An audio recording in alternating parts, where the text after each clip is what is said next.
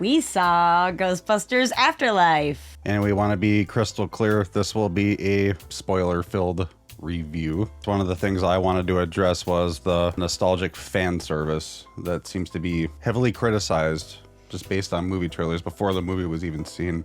I don't know why that is, because they haven't seen the movie, so... Because, yeah, after the fact, I didn't feel like you even needed to see the first movie necessarily for it to stand on its own. Yeah, I felt that way too. And I had a lot of fun with the callbacks to the original film and stuff like that, so... I think they had the perfect amount. Mm-hmm. One thing that was interesting is, even though it's a standalone movie, you don't have to see the first one, they do bring back Gozer, the Terror Dogs, and the kind of the shrine that was on top of the tower in the first one. Mm-hmm. So I thought that was pretty cool. Yeah, the Stay Puft Marshmallow Men are back. Yep. In miniature form. And many of them. Yeah, I thought that scene in the Walmart with them drug on maybe just a little bit too much. However, that was still pretty fun. I don't know. I had a couple laughs at it. It was cute. Another cool thing about the nostalgic throwbacks is we actually learn a little bit more about the building in New York City where the original events took place. This one takes place in it's like an old mining town, and they were actually mining this weird material to actually build that building in New York City. They mentioned the same architect, Ivo Shandor. We just ended up learning a little bit more. Yeah, a little more about the information. Situation. Yeah, it's pretty interesting that, he had the idea to bring back Gozer in the end of the world in the 1984 version. And then here we go, 2021, he's still at it. Mm-hmm. It's, it's a little different spin on Gozer and the whole thing. But you definitely get more of that information. That's pretty cool if they showed that to us. So, as we all know, Harold Ramis passed away several years ago. And despite the fact that Harold Ramis couldn't be there to be a part of the filming, Egon Spengler is still very dominant in this movie. In fact, it's his movie, basically. Yeah, they did a great job on kind of honoring him. It's been kind of built up that the ending is like the big tearjerker. My heart almost sank a little bit more when Ray was on the phone and he says, Egon Spengler can burn in hell. That tore me apart. 'Cause, I mean, how can you say that about Egon? What did he do? Right. Ray doesn't believe Egon and all the things that Egon's got going on with protecting the world once again from the apocalypse and the end of the world and all that stuff. And after he gets the phone call from his granddaughter, he starts to think, oh, okay, yeah, maybe he wasn't so crazy. Mm-hmm. And McKenna Grace is playing his granddaughter. I think this young actress is a force to be reckoned with. Like, holy shit, did she do a good job. She was perfect for this role. She just played the living shit out of it. No, she finds she moves to this new town and can't connect with anybody because she's kind of the socially awkward nerd, loves science, and you just take one look at her and you can just tell, okay, she's a nerd, she's an outcast, but then finds a friend in the summer school teacher.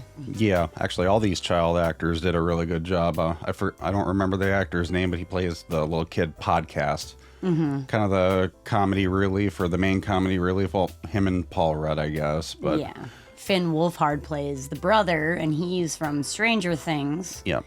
And, didn't have as big shining role like McKenna Grace did, but I think he was a great addition. Jason Reitman directed this. And if I'm not mistaken, I do believe in the second movie, he's a kid at that little party at the very start of it where he goes, my dad says you guys are full of crap. So a lot of involvement as a kid.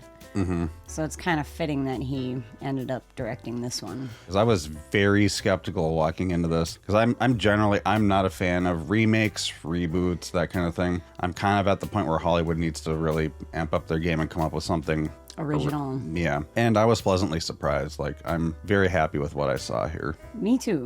And so I know you're a big fan of the first two Ghostbusters movie scores. Mm-hmm. I know you'll just put them on and just listen to them, or while you're putzing around doing other stuff. And so one thing I noticed about the score for this one is they kind of do throwbacks to like the first movie. Like, I had the one melody in my head, so I was like, oh my God, that's from the first one. There's that one part of the score in the first film where Dana's in her kitchen and the egg carton flips open, and it almost sounds like a tornado siren. And when they were going through that like abandoned factory or whatever where they first see Muncher, that same sound was in there. Yeah, it was good, not like a carbon copy, but basically, just pulling that little bit of nostalgia factor from the first film. Yeah. Just- And you probably didn't notice this.